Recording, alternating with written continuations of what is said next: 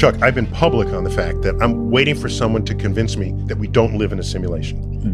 I've heard you say it. The arguments put forth have been quite convincing to me.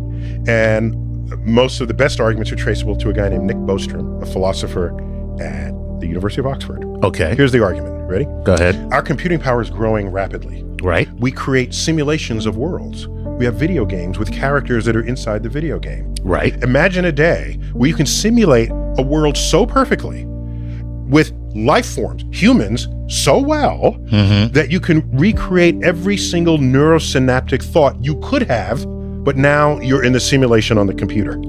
So, including the perception of free will. Well, there you have it. Because so now you would have enough computing power to imbue the Sims inside of the program with all of the human traits that we possess now. Correct. Not only our human traits, but the world. But the world. The world itself. Right. And you don't have to have all the world existing there at all times. Right. That might be an unrealistic amount of computing power. Right. You just need enough of the world that they see around them. That they see around them. Right. So you want to start digging, and that's so funny. And haven't put the Earth there. There's a flag that goes up in the programmer, and they say, need more Earth.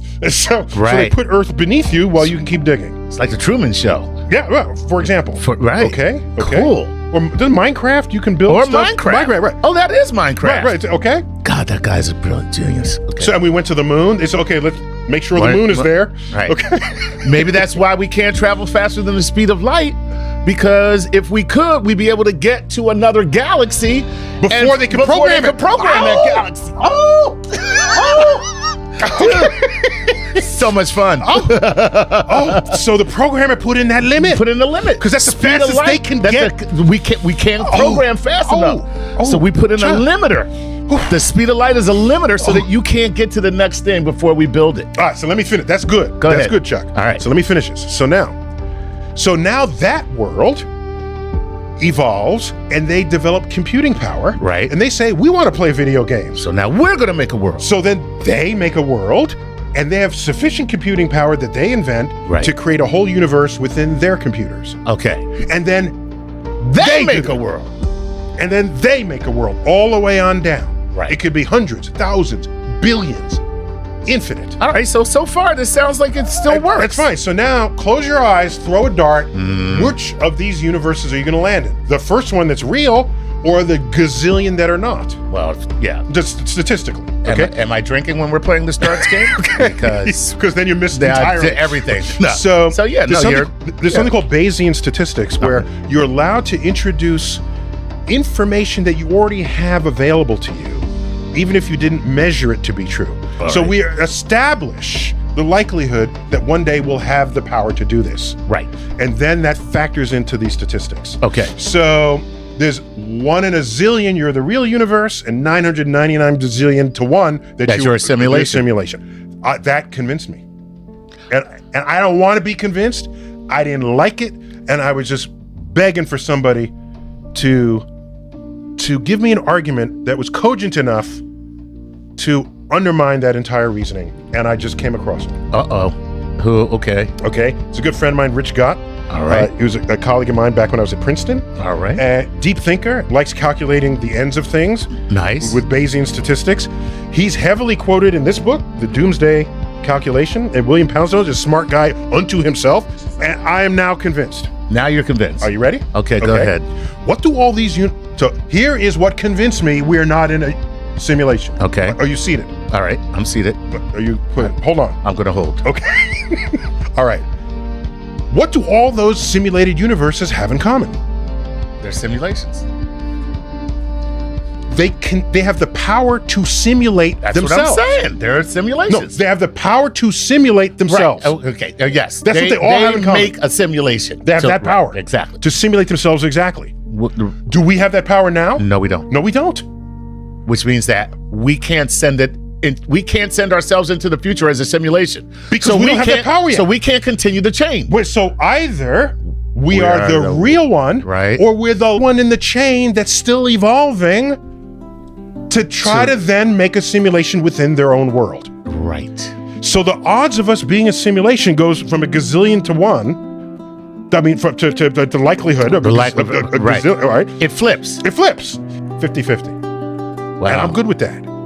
that changes my life completely. Yeah. Okay? And no longer are your kids going to say, Dad, it doesn't matter. We're in a simulation anyway. No, you got an argument now. You have a rebuttal. Exactly. Now, a quick one. I have to do my homework. I got, ready? Go ahead. Maybe these simulators have a side activity where they like reminiscing about days before you could simulate. That would be us. So now we're Donkey Kong. Donkey Kong. We're Pong. We're classic. Yeah. Classic gameplay. So maybe we're just entertainment, like a historical exercise. Right. That's possible in principle. However, let's look at our own conduct with that regard. Okay. I think of a movie as a simulation, just for the sake of Which this it kind of conversation, which it kind of is. Ask yourself, how many movies have been made in a time before we ever knew how to make movies? Relative to movies made in the era where we know how to make movies. You can do the numbers. It's small. Oh, yes, sure. the Spartacus, there's the OK Corral. Three Musketeers. Those exist. That type of stuff. Okay? Okay. If we are any measure of the incentives of creating simulations, which all we can do with movies at this point, then they might have some historical, but there's way more interesting things and stories to tell in the era of simulations that exist post-simulation. Right. Yeah. So even if there are some period pieces that we might be, still most of these would be universes made after they could simulate themselves. Right. If our movie making habits are any indication of anything. So the chances are we're not a little offshoot, like a little side project. We could be, just statistically, it's Probably not likely. not, right. Because we're throwing darts. Right. And most of the stories they're going to simulate are going to be the ones that that are in the era of the time they could simulate themselves. So that still brings us back to we're probably either the first or we're on our way to being the next. On our way to being the next. That's Right. correct. One or the other. That's more likely than any other possibility here. Wow. And so I can now rest well at night. So no simulation. Yeah, I'm good. I think I'm real. I think you're real. I think we're good. Well, real recognize real, so yes. Forgot about that expression. Real recognize real. Real recognize real. You So got it. there you go. Chuck, fist Yep. bump on Boom, that. boom. Star Talk. Yeah. Signing out.